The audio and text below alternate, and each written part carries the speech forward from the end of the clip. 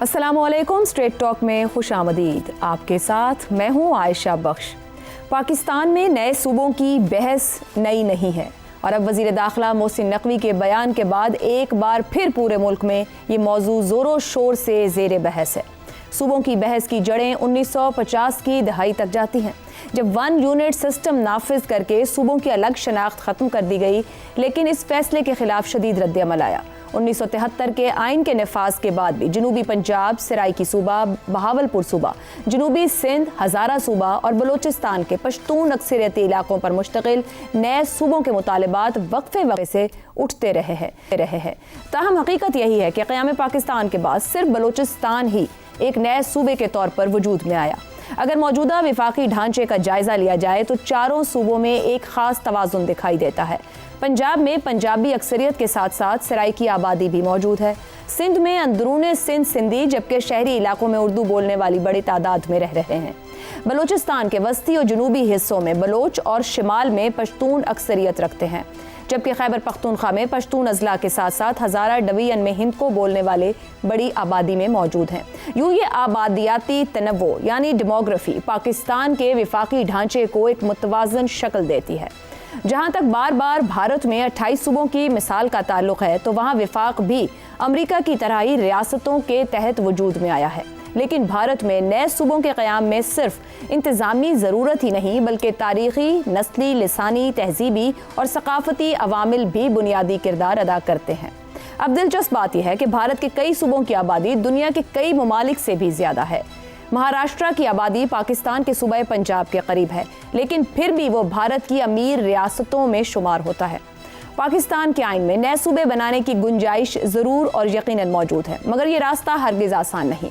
आइन के आर्टिकल 239 की शिक़ 4 के मुताबिक अगर किसी मौजूदा सूबे को तकसीम करके नया सूबा बनाना हो तो मुतालिका सूबाई असम्बली को 2/3 अक्सरियत से इसकी मंजूरी देना लाजिम है, जिसके बाद ही आइनी अमल आगे बढ़ सकता है, जबकि भारत में ऐसी आइनी शर्त मौजूद नहीं।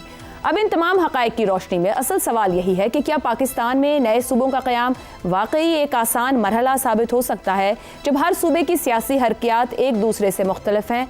तो क्या सिंध में पीपल्स पार्टी, पंजाब में मुस्लिम लीग नून, खैबर पख्तूनख्वा में पश्तून कौम परस्त जमातें और बलूचिस्तान में कौम परस्त सियासी क़ुव्वतें इस वक्त इन हालात में नए सूबों पर इत्तेफाक कर, जब आइनी, तारीख़ी, इंतज़ामी, लिसानी और सबसे बढ़कर सियासी रुकावटें अपनी जगह मौजूद हैं, तो क्या वाकई इन मसाइल का हल फ़िलहाल मुमकिन दिखाई देता है? और अगर जवाब नफ़ी भी है, तो फिर नए सूबों या इंतज़ामी यूनिट्स की इस ताज़ा बहस का असल मकसद आखिर क्या है?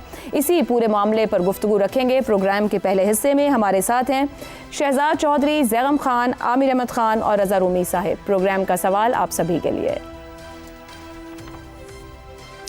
आर्टिकल 239(4) तारीख़ी, सकाफ़ती, इंतज़ामी और सियासी अवामिल, क्या पाकिस्तान में नए सूबे बनाना फ़िलहाल मुमकिन दिखाई दे रहा है? ज़ैगम साहब, देखिए, सवाल ये है कि वो कौन सा मसला है जिसको हम नए सूबे बनाकर हल करना चाहते हैं। ये वो सवाल है जो हमें हर काम करने से पहले पूछना चाहिए कि आखिर इस काम को करके हम हासिल क्या करना चाहते हैं। मसला इस वक्त पाकिस्तान का ये है कि जमहूरियत होने के बावजूद, जैसी भी जमहूरियत है, हक में हक के हाकमियत अवाम के पास नहीं है। अवाम मुक़्तदर नहीं है, अवाम के पास अख्तियार नहीं है। और ऐसा क्यों है? देखिए, इसकी दो वजूहात हैं। पहली बात यह है कि पाकिस्तान का जो गवर्नेंस सिस्टम है, जो स्ट्रक्चर है, वो पेट्रनेज बेस्ड है। पूरी सियासत आपकी पेट्रनेज बेस है। जिसके पास ताकत आती है, जिसके पास पैसा आता है, अख्तियार आता है, वो उस पर सांप बनकर बैठता है और उसको वो अपने सियासी फ़ायदे के लिए बांटता है। वो उसे उन लोगों को देता है जिससे उसे जवाब में कुछ मिलता है। वो उन इलाकों को देता है जो उसके फेवरेट होते हैं। वो उन MNAs को, उन वज़ीरों को देता है जो उसके मंजूर नज़र होते हैं। यही कुछ पाकिस्तान में हुआ 18वीं तरमीम के बाद। 18वीं तरमीम का मकसद था डेवोल्यूशन। मकसद ये था कि मरकज़ से अख्तियारात और वसाइल सूबों के पास जाएँ ताकि अवाम के पास पहुँचें। लेकिन हुआ ये कि इस्लामाबाद से निकलकर वो 4 सूबाई दारुल हुकूमतों तक महदूद होकर रह गए और अवाम के हाथ में कुछ भी नहीं आया। इसका एक हल 18वीं तरमीम में तजवीज़ किया गया था और उस बात का ताल्लुक़ है दूसरे मसले से कि अवाम का हक के हाकमियत एक तो उस वक्त मिलेगा जब ये पेट्रोनेज सिस्टम चेंज होगा, आपको पूरे स्ट्रक्चर को बदलना होगा इसको बदलने के लिए, और दूसरी बात जब हुकूमतें नीचे तक पहुंचेंगी, मकामी ज़ैगम साहब कता कलामी की माज़रत, एक सेकंड रुकिएगा। आपने कहा कि सियासत पेट्रोनेज सिस्टम पर चल रही है। मेरा सवाल, क्या इस मुल्क में सिर्फ सियासत पेट्रोनेज सिस्टम पर चल रही है? आगे आपने स्ट्रक्चर चेंज की बात की। जब स्ट्रक्चर की बात होती है तो फिर वो सियासी नहीं है, फिर तो ओवरऑल निज़ाम की, नकवी साहब वाली बात हो गई। तो जब हम निज़ाम की बात करते हैं तो क्या पाकिस्तान में निज़ाम अखलाकी और कानूनी तौर पर रन हो रहा है? नीचे तो हम बाद में आएंगे, पहले वो निज़ाम जो इस वक्त रन हो रहा है, क्या अगर वो उसको मजीद हमने तकसीम करके फैलाना है तो अखलाकी और कानूनी तौर पर काम कर रहा है? देखिए, निज़ाम को कानूनी तौर पे काम करना चाहिए, लेकिन अगर इस वक्त हम फोकस अगर करें प्रॉब्लम को तो हमें वो सिस्टम का मसला भी समझ में आ जाएगा और कुछ हल भी समझ में आ जाएंगे कि जब ये ताकत और अख्तियार सूबों के पास चला गया तो ये मसला उस वक्त हल होगा जब यहाँ से ये ज़िलों तक चला जाए, शहरों तक चला जाए, और उसको कानूनी तहफ़्फ़ुज़ भी हासिल हो। देखिए, सूबों के पास चला गया ना, जब आपने एनएफसी अवार्ड में लिख दिया कि इतने पैसे सूबों के पास जाएंगे, ये अख्तियार सूबों के पास जाएगा, तो मरकज से सूबों तक चला गया ना। तो जब अब ये प्रोसेस आगे करेंगे और ये लिखेंगे, आइन में नए चैप्टर डालेंगे जिस तरह इंडिया ने डाला, और ये तय करेंगे कि ये अख्तियार और ये वसाइल अब नीचे तक जाएंगे, तो फिर जाने पड़ेंगे ना। नहीं गए ना, कैसे लिख के ज़ैगम साहब, एक लोकल गवर्नमेंट सिस्टम थे जो बनने थे, वो नहीं गए। मगर मेरा सवाल लोकल गवर्नमेंट सिस्टम्स पर नहीं है ज़ैगम साहब, मेरा सवाल मौजूदा हालात में तारीखी, सकाफती, इंतजामी, सियासी मसाइल या रुकावटों या अवामिल के होते हुए क्या नए सूबे बनाना मुमकिन नजर आता है इस वक्त? आसान काम है? देखिए, सूबा जो होता है वो सिर्फ इंतजामी यूनिट नहीं होता, वो सियासी, तारीखी, आइनी इकाई होता है, वो फेडरेटिंग यूनिट होता है, उसका सेनेट में बराबर हिस्सा होता है। बिल्कुल ऐसा है। सूबा फैसला साज इदारों में शरीक होता है, दुरुस्त। उसका मादनियात, गैस, बिजली, तमाम वसाइल के ऊपर एक दावा होता है। तो सूबा सिर्फ इंतजामी यूनिट नहीं है, उसको इंतजामी यूनिट की तरफ नहीं देख सकते। सूबों की यहाँ पे सूबों की एक लिसानी शनाख्त भी है, तारीखी शनाख्त भी है। तो यहाँ पर इस वक्त क्या मुमकिन है? देखिए, इस वक्त मुमकिन क्या है? मुमकिन ये है कि जनूबी पंजाब पर तमाम इत्तफाक है, पंजाब के अंदर भी, पाकिस्तान के अंदर भी, और पंजाब आधे से ज्यादा पाकिस्तान है, जिसकी वजह से पूरा फेडरेशन लॉपसाइडेड है। तो पंजाब को अगर आप तकसीम करें, पंजाब में सूबे बनाएं, तो ये मुमकिन है और फेडरेशन भी बैलेंस ठीक हो गया। तो आपकी ओपिनियन में आगाज पंजाब से हज़ारा पे कम इख्तलाफ है। ठीक हो गया, यकीनन, यकीनन। ठीक। शहजाद, उसके अलावा हज़ारा पर भी बात हो सकती है, और मेरे ख्याल में पर उसके लिए असेंबली, वहां की असेंबली को पहले लाना होगा ना, वो भी तो एक रिक्वायरमेंट है कि वहां की असेंबली मंजूर करे। यकीनन। ठीक हो गया। शहजाद चौधरी साहब, निजाम को सियासी जवाब दे रही दो बड़ी सियासी जमातें पंजाब और सिंध में इस वक्त मौजूद हैं, क्या अपने अपने सूबों की तकसीम पर आमादा होकर निजाम बचाएंगी या अपनी सियासत? आपके पास आखिरी ऑप्शन क्या है? आयशा, मैं सोच रहा था कि आज के दौर में अगर कोई सियासी जमात बने या बनाई जाए तो उसके बड़े बड़े नारे दो तीन क्या होंगे, जिसकी बुनियाद पे वो शायद कोई अपील कर पाए लोगों को, वोटर्स को, या जिस तरीके से अपने मेंबरान बना सके या लोगों को अपनी तरफ राग़िब कर सके। वो क्या है? वो ये है कि आप इंसाफ, तरक्की, सहूलतें, सेहत आपकी दहलीज पर, एक तो ये नारा होना चाहिए।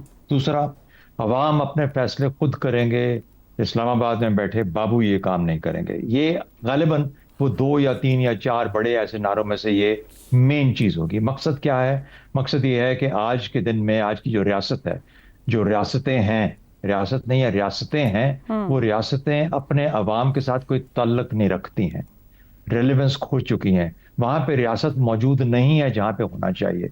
रियासत का ताल्लुक अवाम के साथ या ज़ायल हो चुका है या खत्म हो चुका है या बहुत ही मध्यम सा रह गया, डाइल्यूट हो चुका। ठीक। लॉ एंड ऑर्डर आपके सामने है, उसकी जो एक खास चीज है। तो इसलिए जहां रियासत की मौजूदगी नहीं है, जहां रियासत का वजूद नहीं है, वहां पे ताल्लुक किसी के साथ कायम नहीं रहता। और सबसे बड़ी वजह यह है कि आज आपको जो बलूचिस्तान और केपी के ताल्लुकात नजर आते हैं, मामलात नजर आते हैं। अब 12 करोड़ का तो सूबा है, अवाम का एक सूबा या पंजाब, और 1/3 पाकिस्तान का बड़ा सूबा है, 1/3 के बराबर है पाकिस्तान का, जो कि बलूचिस्तान। अब इतने बड़े साइज में और इतनी बड़ी पॉपुलेशन में किस तरह मुमकिन है कि कोई वहां तक रियासत पहुंच सके और लोगों से अपना ताल्लुक जोड़ सके? तो मुझे ये लगता है कि हम जब भी बात करते हैं, हम इफेक्ट की तो बात करते हैं कि गवर्नेंस एक इफेक्ट है, फेलियर ऑफ गवर्नेंस एक इफेक्ट है, लेकिन उसकी कॉज के पीछे नहीं जाते। तो कॉज उसकी ये है कि जहां 12 करोड़ का सूबा है या 1/3 पाकिस्तान के बराबर सूबा है, वहां तक किसी का भी पहुंचना तकरीबन नामुमकिन हो जाता है। अब इसके लिए जो आपने तरीके मुझे सवाल आपके सवाल की तरफ आ रहा हूं। एक तरीका तो ये है कि जो सूबाई असेंबलियां हैं इस वक्त, मिसाल के तौर पे केपी तो तकरीबन अगर थोड़ा जोर लगाया जाए शायद हजारा को डिवाइड करने में मानी जाए, पंजाब तो मान जाएगा, तो कम से कम सूबा जो है सदर्न पंजाब की हद तक, सिंध अड़ेगा थोड़ा सा। अच्छा, बलूचिस्तान को मनाया जा सकता है लॉ एंड ऑर्डर के नाम के ऊपर कुछ ना कुछ वहां पे एपेक्स कमेटी के थ्रू, यानी ये पॉसिबिलिटीज एग्जिस्ट करती हैं। और ये जरूरत क्यों है कि पाकिस्तान काबू में नहीं आ रहा जब तक हम ये नहीं करेंगे। कोई शक नहीं कि इसमें खर्चात ज्यादा है, सब कुछ है, लेकिन क्या सिंध को किसी तरीके से मजबूर करके मनाया जा सकता है कि आप भी मान जाओ यार, 2 हिस्सों में बढ़ जाओ तुम भी, आसानी हो जाएगी, ये पाकिस्तान हमारे काबू में आ जाएगा। अब आप देखते हो कि जो आजाद कश्मीर में शोर मच रहा है इस वक्त पीपल्स पार्टी की तरफ से, या पीपल्स पार्टी वैसे जो क्रिटिकल हो रही है या शोर मचा रही है, तो क्या उसका असर ये है कि कुछ ना कुछ उनसे मनवा लिया जाए? कल की आपका एक पॉइंट था 28वीं तरमीम का, उसमें से मुझे 3 चीजें नजर आती हैं, छोटे यूनिट, एनएफसी और लोकल बॉडीज। अगर इन 3 में से तीनों ही किसी तरीके से मनवा लिए जाएं तो बहुत अच्छी बात है, वरना कम से कम एक छोड़ के, यानी छोटे यूनिट अगर कोई नहीं मान रहा तो उसको छोड़ के एनएफसी और लोकल बॉडीज क्या मनवाए जा सकते हैं? तो ये सेकंड पॉसिबिलिटी है। अच्छा, और तीसरी पॉसिबिलिटी ये है जो मैं कह रहा हूं कि जो होते हैं उनको कर लो, सिंध आज नहीं होता, हो सकता है 5 साल बाद 10 साल बाद वो भी मान जाए कि हाँ अगर मैं डिवाइड हो जाऊं तो इस गवर्नेंस का मामला बेहतर हो सकता है। तो ये जरूरत पाकिस्तान की एग्जिस्ट करती है। जो चीज है ये बगैर पर्पस के, बगैर मकसद के नहीं है। इफेक्ट की हम बात करते हैं, हम उसके कॉज की इफेक्ट नहीं करते, जो कि स्ट्रक्चर्स का एक बहुत बड़ी नाकामी है और फेलियर और कमजोरी है जिस वजह से हम नहीं कर पा रहे। तो तरीके मुख्तलिफ अख्तियार किए जा रहे हैं। लगता यूं है कि कुछ ना कुछ कहीं ना कहीं पे कम से कम लोकल बॉडीज और एनएफसी की हद तक तो बात मानी ही जाएगी अगर छोटे सूबे नहीं बनते तो। ठीक हो गया जी। रजा रूमी साहब, मुख्तलिफ कौमियतों पर मुश्तमिल पाकिस्तान का विफाक है, चारों सूबों में आबादी का एक तनव्वु है, विफाकी तवाज़ुन भी वो बना रहा है। जब हम नए सूबों की बात कर रहे हैं, जो कि यकीनन एक ज़रूरत है कि अच्छी गवर्नेंस हो और लोगों तक डिलीवर हो जो उनके हकूक़ हैं, ये जो सूबे बनाना या इसकी बहस जिसका आगाज़ कई बार हुआ है, ये आपके ख्याल में विफाक को मज़ीद मजबूत करेगा या सियासी लसानी तौर पर मज़ीद तकसीम को जन्म देगा? आयशा, ये बहुत अच्छा सवाल है और मुझे ये लगता है कि ये जो अभी बहस हो रही है उसमें इस चीज़ का जायज़ा नहीं लिया गया कि जिस तरह का रिएक्शन सूबा सिंध से आ रहा है और मज़ीद आने की तवक्को है, तो वो तो बिल्कुल भी पाकिस्तान के लिए अच्छा नहीं है। और उसकी वजह ये है कि आपने देखा है कि बलूचिस्तान में पहले ही शोरिश है और अलहदगी पसंद तहरीक है, और उसके बाद अगर सूबा सिंध में भी इस तरह की कोई तहरीक चलेगी तो वो तो फेडरेशन के लिए बहुत नुकसानदेह काम हो जाएगा। और फर्ज कीजिए पंजाब भी इसमें कूद पड़े तो फिर तो और भी मसला होगा आयशा। इसकी वजह यह है कि पाकिस्तान की तारीख में 2-3 जो है फैक्टर्स या थीम्स कहिए वो मुतवातिर रही हैं अव्वल रोज से। पहली जो है वो रही है कि एक नेशनलिज्म जिसे कहा जाता है, कौमियत का एक तस्वुर जो है एक नए मुल्क का, पाकिस्तान का, उसके साथ साथ जो सब नेशनलिज्म्स हैं, मसलन के पहले वह हमारा जब मुतहदा पाकिस्तान था तो बंगाल का मामला होता था, बंगाली नेशनलिज्म जो है वो उसकी बात होती थी। फिर बाद में जब 1 यूनिट टूटा तो और ये जो 4 सूबे भी बने हैं इनकी अपनी अपनी एथनिक आइडेंटिटी है, लिंग्विस्टिक आइडेंटिटी है, और वो मुस्तकिल एक कॉन्फ्लिक्ट या टेंशन में रहे हैं। और उसकी वजह यह कि हमने ये तरीका नहीं ढूंढा कि किस तरह से हम सारी आइडेंटिटीज या शनाख्त जो है उसको इकट्ठा लेके चले कि कौमी शनाख्त भी हो, सूबाई शनाख्त भी हो और एथनिक शनाख्त भी हो। वही मसला दरपेश रहा है। और दूसरी जो थीम रही है वो मरकज और सूबों के दरमियान जो रिश्ता रहा है। ये 18वीं तरमीम एक बहुत बड़ी माइलस्टोन था, क्योंकि ये एक दहाइयों पर मुश्तमिल एक सियासी जिद्दोजहद थी जिसके तहत सूबों को मजीद इख्तियारात दिए गए। अब प्रॉब्लम ये आ रहा है कि वो कहा जा रहा है कि जी सूबे जो हैं, जो सूबे मौजूदा हैं उनको तकसीम करके इंतजामी एफिशिएंसी के लिए मजीद यूनिट बनाए जाएं। आपने ये अभी तक वाजे नहीं है कि कुछ लोग कह रहे हैं 22 यूनिट्स की बात कर रहे हैं, कुछ शायद उससे कम की बात कर रहे हैं। अभी जो गुफ्तगू हो रही थी उसमें तो कम ही दिखाई दे रहे थे कि 8-10 बनेंगे सूबे। तो एक तो ये भी प्रपोजल भी क्लियर नहीं है, अभी तो सिर्फ एक, जैसे कहना चाहिए, एक फीलर दिया गया है। अब ये नहीं मालूम कि क्या इसमें होगा। देखिए पंजाब तो राजी हो जाएगा। इस वक्त जो पंजाब को पार्टी रूल कर रही है वो हाइब्रिड निज़ाम की हरावल दस्ते में सबसे आगे है, वो तो इनकार नहीं करेंगे। और यकीनन जुनूबी पंजाब पर पहले सारी पार्टियों का इत्तेफाक भी रहा है। लेकिन प्रॉब्लम सिंध में ही आ रहा है। 88वीं तरमीम की जो ब्लॉकेज है वो वहीं पे आ रही है, और ये वो करने से ना सिर्फ पीपीपी की सियासत जो है वो तो मुतासिर होगी सो होगी, लेकिन अलहदगी पसंद जो कुव्वतें हैं, सिंधी नेशनलिस्ट, जिनका एक बड़ा पुराना एक मुतालबा रहा है सिंध के हवाले से, वो आगे बढ़कर गालिब आ जाएंगे सियासत में।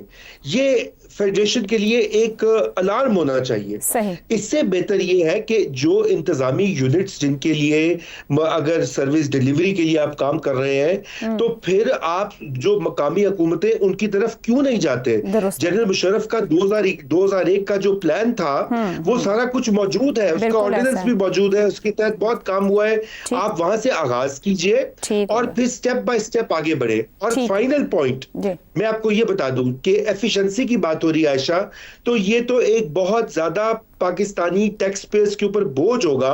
अगर 22 सूबे हैं तो फिर 22 चीफ मिनिस्टर होंगे, 22 चीफ जस्टिस होंगे, 22 चीफ सेक्रेटरी होंगे और 22 गवर्नर होंगे। तो बिल्कुल दुरुस्त पॉइंट है रजा रूमी साहब। एतराज ये ना होगा कि ये इतने सारे होंगे, ये किस काबिल होंगे, सवाल तो ये बनेगा कहीं ना कहीं। आमिर अहमद खान साहब, यहाँ पर दो बातें सामने पहुंची कि 18वीं तरमीम जो कि बड़ी जिसे कहा जाए पूरे मुल्क की, उसमें इंटेलिजेंसिया या आम आदमी हर बंदे ने अपना इनपुट दिया और एक बात हमारे सामने आई मगर इख्तियार डिवॉल्व ना हुआ। ज़रूरत है कि साइज़ बहुत बड़ा है और हमें मज़ीद इंतज़ामी यूनिट्स चाहिए। सवाल आपसे ये, क्या साइज़ वाकई इतनी बड़ी लॉजिक है या कॉज बनती है कि सूबों की तकसीम की तरफ जाया जाए? मगर साइड बाय ये रख के जवाब दीजिएगा, जब मैं ये पूछ रही हूँ कि निज़ाम में क्या इतने काबिल लोग मौजूद हैं कि 18वीं तरमीम जो बात आम बंदे पर उसके घर तक डिलीवर ना कर सकी, तो ऐसी सलाहियत वाली इंतज़ामिया, ब्यूरोक्रेसी, सियासतदान मौजूद हैं कि इसके बाद लोगों तक उनका इख्तियार या हक पहुंचा पाएंगे? बेहतरीन सवाल आयशा, मज़ा आ गया मुझे आपका सवाल सुन के, और खौफ मेरे दिल में ये पैदा हुआ है कि शायद मेरे जवाब का लोगों को इतना मज़ा ना आए जितना मुझे आप सवाल सुन के आया है, क्योंकि इसका जवाब बहुत सीधा साधा है। देखें, आपका सवाल एक जो बुनियादी सवाल जिसके बेसिस के ऊपर आपने ये मज़ीद सवाल खड़े किए हैं वो ये था क्या ये मुमकिन है या नहीं है। मुमकिन तो आयशा कुछ भी है ना पाकिस्तान के अंदर। देखिए 97 में जब PMLN की हुकूमत बनी थी तो किसका ख्याल था कि वो अपनी मुद्दत नहीं पूरी कर सकेगी। 2/3 मेजॉरिटी लेकर सारे पाकिस्तान ने उसको वोट दिया था, वो नहीं पूरी कर सकी ना, मार्शल लॉ लग गया। मुमकिन तो कुछ भी है, राइट। प्रॉब्लम ये होती है कि इसी तरह से आप अगर जनरल मुशर्रफ का दौर देखें तो वो अपने इक़्तिदार में आने के बाद 7-8 साल तक लगता था कि ये पता नहीं जाएंगे भी या नहीं। जैसे ज़ियाउल हक के बारे में लगता था, जाना पड़ा ना उनको, जनरल ज़िया को भी जाना पड़ा और जनरल मुशर्रफ को भी जाना पड़ा। तो अगर फैसला हो जाए कुछ करने का तो मुमकिन तो सब कुछ है। द कोर क्वेश्चन इज़ कि उसके नताइज क्या होते हैं। 1 यूनिट का नतीजा हम सब के सामने है। गैर जमाती बुनियादों का नतीजा, गैर जमाती बुनियादों पर इंतखाबात कराने का नतीजा हम सब के सामने आज तक बल्कि हम उसको भुगत रहे हैं। आपने एक दफ़ा नहीं कई दफ़ा मकामी हुकूमतें बनाने की, लोकल गवर्नमेंट बनाने की कोशिश की है, क्या नतीजा निकला? आज भी इस मुल्क के अंदर हर तरह की हुकूमत आ चुकी है लेकिन मकामी हुकूमतें जो हैं वो नहीं आती हैं। तो हर काम करने के ना कॉन्सिक्वेंसेस पे गौर करने की ज़रूरत है, और कॉन्सिक्वेंसेस पे जब आप गौर करते हैं तो फिर ये आपने अभी जो सवाल किया है ये बहुत ही अहम हो जाता है, क्योंकि हमने पाकिस्तान के अंदर ये देखा है कि जिसको हम अशराफिया कहते हैं ना, जो इक़्तिदार में आती जाती रहती है, वो इक़्तिदार में आती है तो हम बात करते हैं कि वो बड़ा पैसा कमाती है। वो सिर्फ पैसे नहीं कमाती है आशा, वो पूरा एक करप्शन का और अकरबा परवरी का, नेपोटिज्म का एक नेटवर्क और एक इंफ्रास्ट्रक्चर खड़ा करती है, जो कि उसको जब वो इक़्तिदार से निकल जाती है तब भी उसको वो सर्व करता रहता है। अब सवाल ये है कि उन लोगों की और उस अशराफिया की मौजूदगी में अगर आप 4 छोड़ 40 सूबे बना दें तो वही स्ट्रक्चर है ना जो डिवॉल्व करके फिर उन 40 सूबों तक फैल जाएगा। Exactly. वही लोग हैं ना जिनको जो इसको चलाएंगे भी। सो मुझे नहीं ये समझ आया, मैं समझता हूं कि ये बहस का आगाज ही गलत किया गया। ये जो साइज की आपने बात की ना, तो size is not the problem जी। द प्रॉब्लम इज कि जो चीज इस निज़ाम की उस वो जो ब्लॉकेज है हुकूमती वसाइल, रियासती वसाइल और अवाम के बीच में जो एक डैम बनाया हुआ है बहुत बड़ा आपने कि वो पहुंच ही नहीं सकते रियासती वसाइल अवाम तक, जब तक आप उसको नहीं तोड़ेंगे तो फिर आप नीचे जो मर्जी करते फिरें। ये एक बेमानी, मेरी नजर के अंदर बिल्कुल ये एक बेमानी बहस है, और अगर आपने कर भी लिया तो वो एक बेमानी कदम होगा। दुरुस्त हो गया। आपने डैम का जिक्र किया तो याद आ गया कि रियासत हालिया डैम बनाए, हम तो उनकी खराबियों को अकाउंटेबल नहीं करवा पाए। सबसे अहम सवाल बनता है, किसी भी तरह के इंतजामी यूनिट्स बनाएं, क्या हालिया जो ट्रेंड हमारी इंतजामिया बैठी है 60-70 साल की, हम तो अंग्रेज के निज़ाम से नहीं निकल सके, क्या वो आवाम को डिलीवर करने के लिए ट्रेंड और तैयार है? यहाँ से आगाज़ करें तो शायद हम किसी नतीजे पर पहुँच सके। एक ब्रेक लेंगे और ब्रेक के बाद आएंगे पंजाब हुकूमत के स्टार प्रोजेक्ट सुथरा पंजाब मंसूबे पर। बहुत अच्छा रहा, तारीफें भी रही, मगर आखिर नज़र किसकी लग गई, इस ब्रेक के बाद।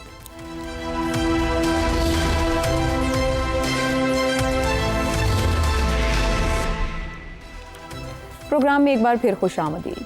पंजाब में सफाई के निज़ाम को बेहतर बनाने के लिए दिसंबर 2024 में शुरू किया गया सुथरा पंजाब मंसूबा पंजाब हुकूमत के एक मेगा प्रोजेक्ट के तौर पर पेश किया जाता है। आदादो शुमार के मुताबिक इस मंसूबे के तहत पंजाब के 36 अजला से रोज़ाना करीबन 50,000 टन वेस्ट उठाया जाता है, जिसमें से 32,000 टन ऐसा कचरा है जो पहले कभी उठाया ही नहीं जाता था। मंसूबे के लिए करीबन 1,77,000 सैनिटरी वर्कर्स भर्ती किए गए, जबकि 32,000 से ज़ायद वेस्ट कलेक्शन गाड़ियां इस निज़ाम का हिस्सा बनी। पहले साल इसका बजट 120 अरब रखा गया, जो इस साल बढ़ाकर 170 अरब कर दिया गया और बाकायदा सुथरा पंजाब अथॉरिटी भी बना दी गई। हुकूमत का मौक़िफ़ है कि जदीद डिजिटल मॉनिटरिंग, आउटसोर्सिंग मॉडल और सख्त कारकर्दगी के पैमानों के जरिए सफाई के निज़ाम को मौसर और शफाफ बनाया गया है। गुज़िश्ता साल कॉप कॉन्फ्रेंस में भी मरियम नवाज ने इस मंसूबे को मॉडल प्रोजेक्ट के तौर पर पेश किया, ताहम ज़मीनी हकीकत इन दावों की खुली नफ़ी करती दिखाई दे रही है। लाहौर, मुल्तान, गुजरांवाला, फैसलाबाद और डीजी खान समेत मुतअद्दिद शहरों में जगह जगह कचरे के ढेर मौजूद हैं, गटर उबल रहे हैं और सीवरेज का निज़ाम बदतरीन हालत में है। ये तजाद इस बात की निशानदही कर रहा है कि या तो आदादो शुमार गलत हैं या फिर पूरा निज़ाम महज दिखावा है। माली बेज़ाब्तगियों, घोस्ट मुलाजमीन और जाली रिकॉर्ड के इंकिशाफात इस मंसूबे की शफाफियत पर भी सवालिया निशान छोड़ रहे हैं। डिजिटल मॉनिटरिंग के दावे भी उसी वक्त बेमायने हो जाते हैं जब ज़मीन पर इसका कोई असर नजर न आए। सबसे तशवीशनाक पहलू सैनिटरी वर्कर्स की हालत है, जिन्हें कई माह तक तनख्वाहें ना मिलने या कम मिलने की शिकायत सामने आती रहती हैं, जबकि वो मुख्तलिफ शहरों में एहतजाज करते भी दिखाई देते हैं। मुख्तलिफ शहरों में वर्कर्स का एहतजाज एक मामूल बन चुका है। सुथरा पंजाब अपनी बुनियाद और तसव्वुर के लिहाज से एक मजबूत और ज़रूरी मंसूबा था, जिसे इब्तिदा में अवामी सतह पर भरपूर पजीराई भी मिली और कई इलाकों में वाज़ेह बेहतरी भी दिखाई दी। मगर असल सवाल इसके तसव्वुर का नहीं, बल्कि तसलसल और अमल दरामद का। अच्छा मंसूबा भी मौसर निगरानी, शफाफियत और मुस्तकिल मिजाजी के बगैर छोड़ दिया जाए तो वो अपनी अफादियत खो देता है, और सुथरा पंजाब भी इसी चैलेंज से दो चार नजर आ रहा है। मगर ऐसा क्यों हो रहा है, इसी पर पैनल के सामने सवाल रखते हैं। सुथरा पंजाब मंसूबा 170 अरब का बजट, 1,77,000 मुलाजमीन, इब्तिदा में अच्छे नताइज और अवामी और आलमी सतह पर पजीराई के बावजूद तसलसल निगरानी और मौसर अमल दरामद में नाकाम क्यों रहा? शहजाद चौधरी साहब, मुझे ये बताइए कि पंजाब अब सुथरा नहीं रहा, अब यानी गंदा होता जा रहा है, या पहले जो हम कह रहे थे कि बहुत सुथरा हो चुका है और हर तरफ सफाई है, तो अब हमें लगता है या पैसे नहीं पहुंच रहे लोगों तक? यानी दो मुख्तलिफ चीजें हैं ना, कि सफाई हो ही नहीं रही या कुछ देर हुई फिर उसके बाद अब रुक गई है। शहजाद साहब देखिए, मुलाजमीन भी एहतजाज करते दिखाई दे रहे हैं और मेन बड़ी सड़कें तो साफ हो जाती हैं, मगर जो इलाके जो कि बहुत जहाँ पे आबादी ज्यादा होती है वहां से शिकायतें आ रही हैं सफाई के मामले को लेकर। बिल्कुल सही है, बिल्कुल सही। अच्छा, इसके देखिए ना, आप लाहौर से अगर पैसे लेके ट्रक निकले और उसने राजनपुर जाना हो पैसों से भरा हुआ, ताकि वहां पे जाके सुथरा पंजाब बनाया जा सके, तो कितने दिन ना कितने घंटे लग जाएंगे।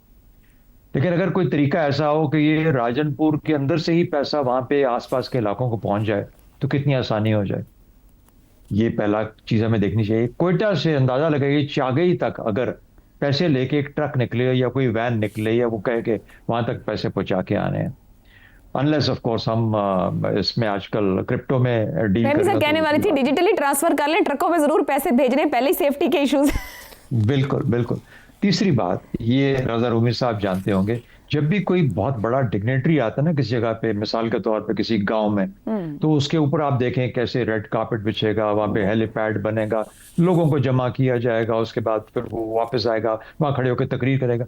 कभी उसके बाद का जो मंजर होता है ना, जब यहाँ से जो कमिश्नर साहब हैं बिठा के उसको हेलीकॉप्टर के ऊपर सल्यूट करके वहां से भिजवा देते हैं, उनके जो हेलीकॉप्टर के टेक ऑफ के बाद का जो मंजर होता है ना नीचे का, कभी वो देखा करें आप।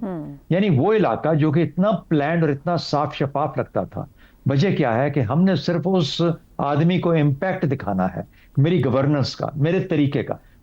मैडम ये देखिए कमाल मैंने कर दिया, जंगल में मंगल बना दिया। लेकिन यूं ही मैडम जहाज में बैठ के गायब होती हैं, पीछे से गंद वैसे का वैसे हो जाता है। लोगों को ये भी नहीं पता लगता कि जो किराए पे कुर्सियां लेके आए इनको वापस भी करना है, इनका किराया वरना ज्यादा पड़ जाएगा। बहरहाल उसके अंदर पैसे इतने होते हैं कि, तो प्रॉब्लम पाकिस्तान में फॉर्म का है, यानी इजहार का है, सब्सटेंस का नहीं है। सब्सटेंस के ऊपर कोई नहीं देखता।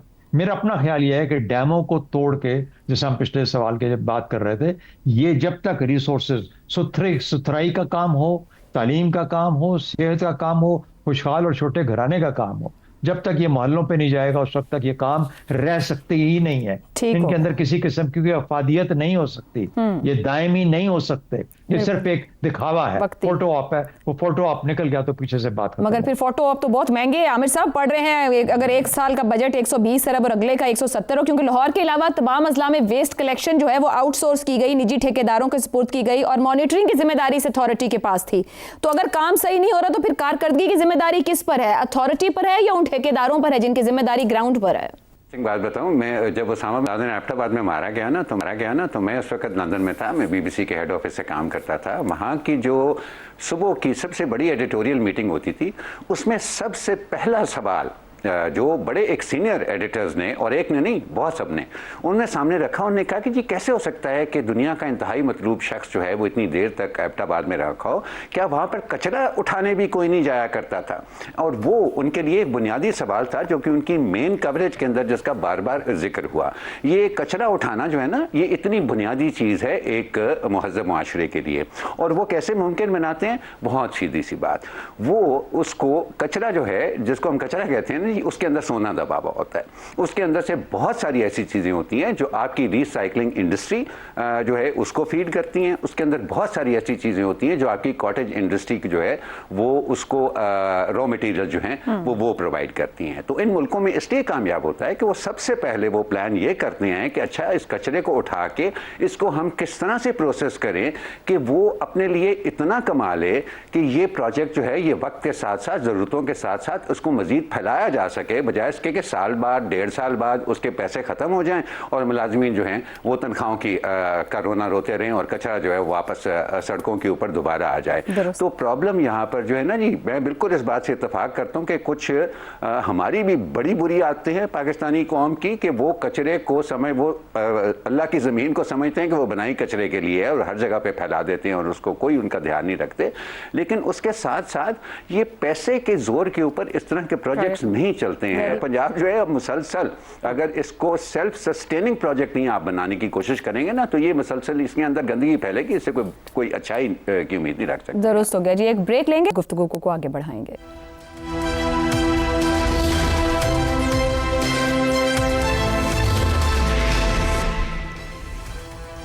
रजा रूमी साहब, इसी प्रोजेक्ट को लेकर पहली बार किसी बरतानवी शहर के वॉलंटियर ग्रुप ने सफाई के लिए पंजाब से रहनुमाई ली। बर्मिंघम ने इस मंसूबे को बुनियाद बनाया। COP30 में इसको खुद सीएम ने पेश किया, ब्लूमबर्ग ने इसकी तारीफ की। इसके बाद आज मंसूबा कहाँ खड़ा है? बेज़ाब्तियों की बात हो रही है, तसलसल नहीं है, ठेकेदारों की मोनोपोली। अब किसको जिम्मेदार ठहराया जाए? क्यों प्रोजेक्ट सस्टेनेबल नहीं रह पा रहा है? देखिए आयशा, सबसे पहली तो ये बात है कि ये बहुत अच्छा मंसूबा है और इसके रिजल्ट्स बड़ी जल्दी सामने आए हैं। मगर प्रॉब्लम, जैसे कि अभी पहले भी हम बात कर रहे थे, कि पाकिस्तान के अक्सर मसाइल जो है वो इंस्टीट्यूशनल है, यानी कि ये अब पूरा जो उठवाने का काम है ये असल में तो मकामी हुकूमतों का काम होता है। देखिए बात वही घिसी पिटी, हम घूम फिर के सुई वहीं आ जाती है। ये सूबे, ये प्रोविंशियल हेडक्वार्टर से या चीफ मिनिस्टर या उनकी बनाई हुई कोई कंपनी या अथॉरिटी, ये उसमें मावनत तो कर सकते हैं तकनीकी बुनियादों पर, लेकिन असल ये काम जो है ये तहसील, जिले और यूनियन काउंसिल के ऊपर जो मकामी हुकूमत है ये उनका है। और जब वो उसकी सुपरविजन करती हैं और जब वो उसकी अकाउंटेबिलिटी करती हैं तो लोग उनको देख रहे होते हैं और बेज़ाब्तगियां फिर कम होती हैं। जहां भी आप सूबाई लेवल पर इसको ले आएंगे वहां पे करप्शन भी आएगी, वहां पे तसाहुल भी आएगा और खांचे बढ़ते जाएंगे। जी, खांचे बढ़ते जाएंगे। और फाइनल पॉइंट इसमें ये है, जो अहम नुक्ता वो ये है कि ये देखिए कोई भी चीज जो है वो जब तक आप उसको इंस्टीट्यूशनलाइज नहीं करते उस वक्त तक वो देर पा साबित नहीं होती। पहले शहबाज शरीफ साहब के जमाने में टर्किश कंपनी को ठेका दिया गया था कूड़ा उठाने का, वो गए तो बुजदार साहब ने वो कैंसिल कर दिया। उन्होंने कहा जी कि ये पहले वाले चोर डाकू थे, इससे सब कॉन्ट्रैक्ट कैंसिल है और पंजाब कूड़े का ढेर बन गया।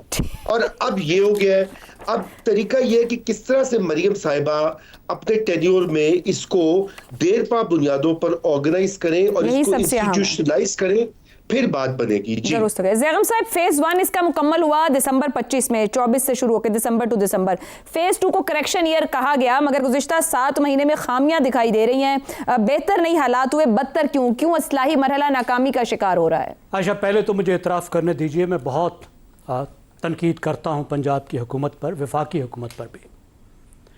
कोटली सतियाँ और मरी की छोटी छोटी जगहों से लेकर जनूबी पंजाब के दूर दराज इलाकों, राजनपुर तक और छोटे छोटे कस्बों तक मैंने ऐसी सफाई ज़िंदगी में कभी नहीं देखी। पूरा पंजाब लशपश कर रहा है, छोटी छोटी जगह साफ़ हैं। जाहिर है 13 करोड़ का सूबा है, बहुत सी ऐसी जगह होंगी जहाँ पे उतनी सफाई नहीं होगी जितनी मैंने देखी। लेकिन अब मसाइल भी सामने आ रहे हैं और इन मसाइल से सीखने की भी ज़रूरत है। हमें इस मॉडल की लिमिटेशन सामने आ रही है। लिमिटेशन ये है कि ये फंक्शन म्यूनिसिपल है, लोकल गवर्नमेंट का काम है और लोकल गवर्नमेंट में से म्यूनिसिपलिटीज़ का काम है। और इसको किया है सूबाई हुकूमत ने, और सूबाई हुकूमत ने किया कैंपेन के मॉडल में। और जब कैंपेन के मॉडल में कोई काम किया जाता है तो फिर सूबे की हुकूमत नीचे तक, यानी डीसी क्या और एसी क्या और पटवारी क्या, उस एक काम पर मुतहरिक हो जाते हैं क्योंकि चीफ मिनिस्टर साहब देख रही होती है। तो एक तो वो मॉडल था, फिर बहुत सारे पैसे खर्च किए गए, इसलिए हमें कामयाब होता नज़र आया। लेकिन अब जब सस्टेनेबिलिटी की तरफ बात गई है, उसको मुस्तकिल बनाने की तरफ बात गई है, तो हमें बहुत सी कमज़ोरियाँ नज़र आ रही हैं। हमें नज़र आ रहा है कि जिस तरीके से ठेके दिए गए थे, ठेकों को देने में, उनके सुपरविजन में, पैसों को देने में, उनकी निगरानी में मसाइल मौजूद हैं। हमें नज़र आ रहा है कि सरकारी इदारों और प्राइवेट इदारों के साथ मिलकर काम करने में मसाइल मौजूद हैं। फ्रेगमेंटेशंस ऑफ फंक्शंस मौजूद है। टैक्स की वसूली का बहुत बड़ा मसला है कि जब लोग टैक्स देने को, किसी टैक्स को देने को तैयार नहीं है तो उनसे म्यूनिसिपल टैक्स लेना भी आसान नहीं है। तो मैं आखिरी बात ये करूँगा कि इससे लेसन्स लर्न करें, दुरुस्त हो गया, और उन लेसन्स को अप्लाई करें दोबारा से, और फिर नए सिरे से जो तब्दीलियां ठीक हो गया जी। जो जहां भी नाकामियां हो रही हैं उनसे इसको बेहतर करने की जरूरत है। आज के लिए इतना ही, इजाजत दीजिए, अल्लाह हाफ़िज़।